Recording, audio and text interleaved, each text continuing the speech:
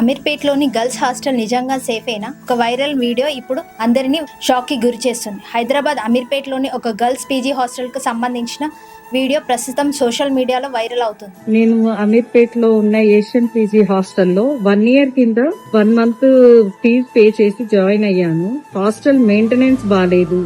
ఆ హాస్టల్లో ఫుడ్ అంత సరిగా ఉండేది కాదు.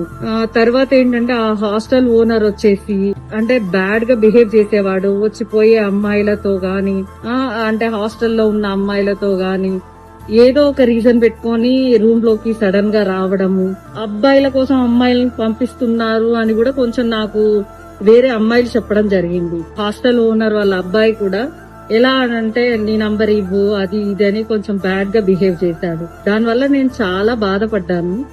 ఒక బాధితురాలు విడుదల చేసిన సెల్ఫీ వీడియోలో హాస్టల్లో ఆహారం మెయింటెనెన్స్ సరిగ్గా లేకపోవడమే కాకుండా అక్కడ నిర్వాహకులకు సంబంధించిన వ్యక్తి అసభ్యంగా ప్రవర్తించాడని ఆరోపించింది. అంతేకాకుండా హాస్టల్ నిర్వాహకులపై మరికొన్ని తీవ్రమైన ఆరోపణలు కూడా చేసింది.